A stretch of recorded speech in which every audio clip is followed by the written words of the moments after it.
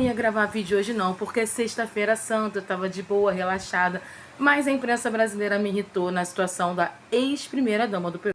Olha, eu já li tanto palpite. Eu acho que um jornalista, para querer falar sobre questões internacionais, ele precisa, no mínimo, estudar o assunto. Obviamente, não aconteceu isso, e a oposição está se aproveitando disso. Então, vamos para uma explicação técnica.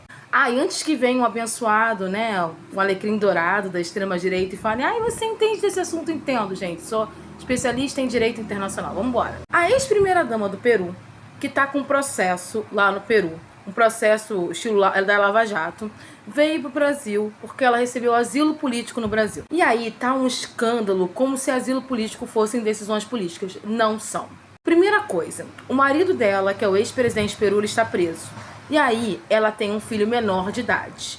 E aí nessa situação, a criança ficaria desprotegida se a mãe, por acaso, fosse presa. Ela ainda não está em momento de ser presa. Segundo, ela está em tratamento médico sério. Se eu não me engano, ela está tratando um câncer. A situação dela é uma situação específica e ela pediu asilo na Embaixada Brasileira do Peru. O que a imprensa brasileira não está dizendo é que ela recebeu um salvo-conduto, ou seja, o governo peruano está ciente de que ela pediu o asilo e concordou com esse processo. De acordo com a legislação internacional, ou seja, a convenção que versa sobre essas questões, que é de 1954 e o Brasil entrou em 1957, nós ratificamos uma convenção que fala sobre asilo diplomático. Então, dentro da estrutura legal, nós damos asilo diplomático para pessoas que estão em alguma situação de riscos, perseguição política, refugiados de guerra, entre outras situações. No caso da ex-primeira-dama do Peru, foi por questões humanitárias. E o Brasil concedeu esse asilo para ela e para o filho menor de idade. E a situação é de total conhecimento do governo peruano. Ela não fugiu do Peru. Eu acho que isso que é muito importante a gente dizer. Porque a mídia brasileira está colocando isso como se ela tivesse fugido do Peru. Ela não fugiu. Tanto que o governo peruano deu salvo-conduto para ela. E para piorar a situação, tem uma jornalista de uma rede famosa que teve a coragem de dizer que foi uma decisão política. Asilo diplomático não é decisão política, é decisão da parte diplomática do país, no caso do Brasil, do Itamaraty. É o que a gente chama uma decisão da chancelaria baseada nos acordos internacionais que a gente assina. E são vários. Então, o que aconteceu?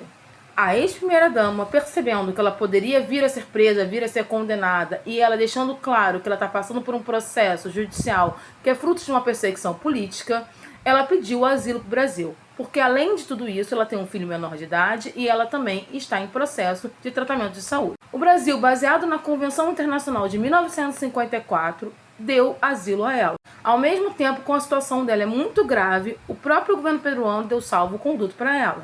Mas ela veio no avião da FAB. Você queria que ela viesse o quê? Andando? De jegue? Gente, pelo amor de Deus, né?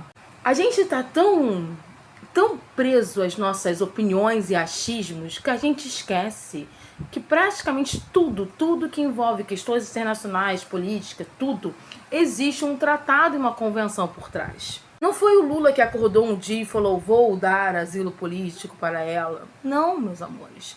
Existe um procedimento diplomático que foi acionado e ele foi utilizado. Vocês lembram da história do Bolsonaro que estava lá numa certa embaixada? Então, meus abençoados, o Bolsonaro, se ele quiser hoje ir para uma embaixada onde ele tem uma boa relação e pedir asilo político, essa embaixada pode sim dar asilo político baseado nesse tratado internacional. Porque a verdade é que muitas vezes são processos sérios, mas muitas vezes é perseguição política. Vocês estão esquecendo de um jornalista muito famoso que denunciou várias situações muito bizarras que o governo americano fez e ele precisou se asilar durante anos e anos em uma embaixada. Ou vocês esqueceram que eu já falei aqui da questão lá do Equador, que o ex-presidente do Equador estava asilado numa embaixada do México no Equador e o Equador invadiu a embaixada e agora tem um belo de um processo enorme internacional na Corte Internacional de Justiça por ter desrespeitado essa convenção internacional, além de ter as relações com o México rompidas. Então essa questão de asilo político é uma coisa muito séria e não é feita para todo mundo, não é em qualquer situação. Existem situações específicas que se encaixam dentro de tratados internacionais. Então antes de ficar proferindo bobagem, achismo ou simplesmente impulsionar fake news, vamos abrir o Google. Pelo menos prestar atenção em informação em gente séria. Não foi uma decisão política, não foi uma decisão do presidente Lula, foi uma decisão da chancelaria brasileira, foi uma decisão da embaixada, foi uma decisão do Itamaraty. E a gente tem muito disso. E existem muitas pessoas que estão pedindo o seu status de asilados políticos, refugiados, nesse momento no Brasil, e você não está nem ligado porque não virou matéria da Globo News.